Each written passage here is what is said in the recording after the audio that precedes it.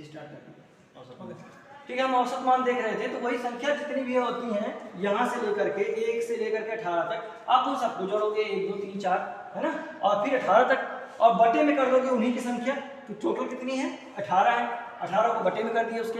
तो ये जो आपका निकल के रखा आएगा वो एसी धारा का क्या निकल के आएगा, या वोल्टेज या धारा दोनों का ही क्या निकल के आएगा? औसत मान निकल के आएगा। आई बात समझ में? औसत मान निकल के आएगा और फिर ये आपका औसत मान भी सॉल्व हो जाता है खत्म। इसकी वैल्यू होती है एसी के लिए 0.637। आप इतना बस याद रखिए, यही पूछी जाती है औसत मान कितना होता है। अब थोड़ा सा हम आगे चलेंगे, ठीक है, देखेंगे आगे क्या। अब हम जिस को आपने पढ़ लिया RMS value and average value या औसत वैल्यू, ठीक है ना, औसत मान, उसी से पढ़ रहे हैं। आकृति गुणांक, कई बुक में ये लिखा हुआ है रूप गुणक गुणांक, ठीक है, रूपक गुणांक, और सबसे अच्छा इंग्लिश में पढ़िए आप फॉर्म फैक्टर। क्या?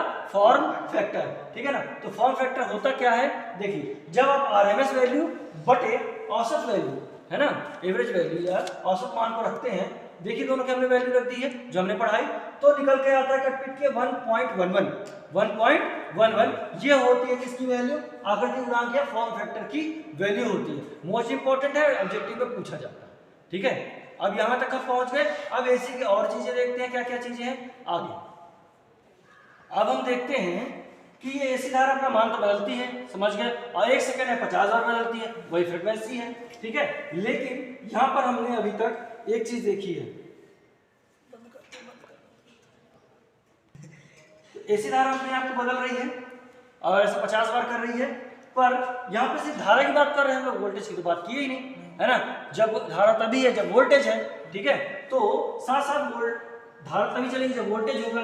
तो क्या होता है कि एक बल्ब का सरल परिपथ हम लोग बनाते हैं जिसमें केवल रजिस्टिव परिपथ हो, यानी कि केवल रेजिस्टेंस हो। इसमें केवल रेजिस्टेंस है और कुछ तो है नहीं, ठीक है।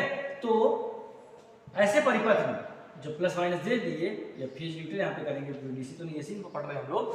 तो ये प्योर रजिस्टिव परिपथ है, इसमें होता है इन फेज।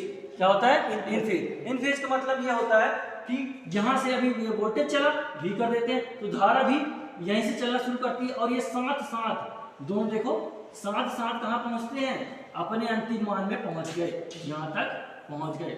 जब ये दोनों एक साथ पहुंचते हैं, V और I, यहाँ पे देख लो, ये एक V था और ये I हो गया, ये वाला अंदर वाला I हो गया, ठीक है।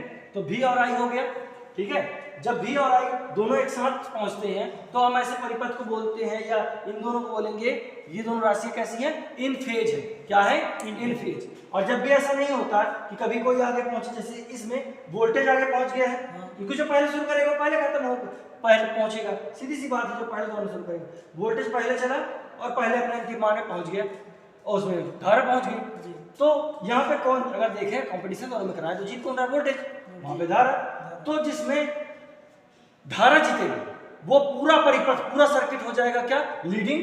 तो ये लीडिंग है, लीड कौन कर रहा है? अभी धारा कर रही है, आगे पहुंच गई, ठीक है ना। और यहाँ पे कौन लीड कर रहा था? वोल्टेज। लेकिन ये परिपथ कैसा होगा? लैगिंग। तो हम लोग हमेशा धारा को देखेंगे कि अगर धारा आगे है तो पूरा परिपथ कैसा हुआ? लीडिंग। और अगर धारा पीछे है तो पूरा परिपथ, यानी इलेक्ट्रिकल परिपथ, जो भी चीज हम चला रहे हैं, जैसे कि बल्ब, सिर्फ बल्ब को चलाएंगे तब तो यूनिटी रहेगा। क्या रहेगा? यूनिटी, इकाई। दोनों चीज एक साथ में जा रहा है तो कैसा है? 1। यूनिटी मतलब 1, इकाई है, 100% दोनों चीज मिल रहा है साथ साथ में। लेकिन यहाँ पे आगे पीछे हो रहा है। तो ऐसा किस किस में होता है? चलिए देखते हैं, ठीक है। चलिए अब देखते हैं कि लीडिंग यहाँ पे कौन कर रहा है? वोल्टेज। तो ऐसा उन्हीं परिपथों में संभव या होता है जिनमें कि हम तांबा की तार लपेटते हैं ना, जैसे कि मोटर, जिससे कि चुंबकत्व बनता है, वो प्रैक्टिकल आप देख चुके हैं, ठीक है ना, और देखेंगे, ठीक है। इसमें भी हम दोबारा करवा देंगे। तो उसमें क्या होता है? पावर फैक्टर, यानी कि वोल्टेज और करंट एक साथ अपने अंतिम मान में नहीं पहुंचते, जिसकी वजह से हमको पावर कम मिलता है। मोटरें ज्यादा गर्म होती हैं, होती कि नहीं होती? कई बार ऐसा होता है कि वोल्टेज कम रहता है तो आपके घर वाले बोलते हैं कि पंखा बंद कर दो, जल जाएगा। भाई वोल्टेज से क्या मतलब? वोल्टेज कम है लेकिन करंट तो है ना, करंट तो पहुंचा रहा है। पर क्या होता है कि कम वोल्टेज में वो पंखा ज्यादा से ज्यादा करंट खींचने की कोशिश करता है, चलने के लिए करंट चाहिए, जिसकी वजह से क्या है कि अभी क्या वोल्टेज क्या कम हो गया, करंट इतना पहुंचा नहीं पा रहा है ना। पावर फैक्टर यहाँ पे गड़बड़ाया, बहुत भयंकर गड़बड़ाया, दोनों एक साथ पहुंच ही नहीं पा रहे, अपने पूरे मान तक पहुंच ही नहीं पा रहे। तो इस तरीके से ये होता है, ठीक है। इंडक्टर वाली चीज मतलब जहाँ पे तांबा की तार लपटी होगी, है ना, कॉपर की, जो कि वैसे नहीं होनी चाहिए, इनेमल वाली होनी चाहिए, कवर वाली होनी चाहिए। इनेमल मतलब थोड़ी सी परत उसके ऊपर चढ़ी रहती है, जो वाइंडिंग तार है ना। अब उसको लपेट करके जैसे जो भी ऐसी चीज बनाए, जैसे मोटर है ना, चोक, इनमें सब में क्या होगा, वोल्टेज तो लीड करेगा पर धारा लैग कर जाएगी। क्या कर जाएगी, पीछे रह जाएगी, लैग कर जाएगी। तो इन सब चीजों में क्या होगा, पावर फैक्टर, क्या होगा पावर फैक्टर, पूरे पावर फैक्टर सर्किट का लैग हो जाएगा। क्या हो जाएगा, लैग, पीछे रह जाएगा, लैगिंग करेगा। और इसमें कैपेसिटर यानी कंडेंसर वाले परिपथ में क्या होता है, लीडिंग धारा जो है ज्यादा बढ़ जाती है, या वैसे इकट्ठा करके रखता है, एक टंकी की तरह काम करता है कैपेसिटर, ठीक है ना। जब परिपथ में कमी आती है तो पूरा कर देता है। तो भाई पहले से है और ज्यादा दे दिया तो 100% पहले था और 20% 120 नहीं पहुंच गया, तो ये हो गया क्या, अग्रगामी, यानी कि ज्यादा ही, है ना। इस तरीके से आप समझ जाइए कि ये लीडिंग कैसा हो गया, लीडिंग है ना, जिसमें कैपेसिटर रहेगा जिस परिपथ में, वो कैसा होगा, लीडिंग पावर फैक्टर होगा उसमें। क्यों, क्योंकि धारा आगे चलेगी, वोल्टेज से क्या चलेगी, आगे चलेगी। इस तरीके से हमने इस चीज को सीखा। अब आप समझ सकते हो कि मोटर की मैंने उदाहरण दिया, तो मोटर में कैपेसिटर क्यों लिखा रहता है भाई, पावर अच्छा चाहिए। तो जब ये लैग कर गया तो लीड वाला जोड़ दो, कैपेसिटर जोड़ दो, तो ये हो जाएगा लगभग यूनिटी। अगर यूनिटी 1 में है तो मिल जाएगा 0.9 या 0.85 ऐसा कुछ मिल जाएगा।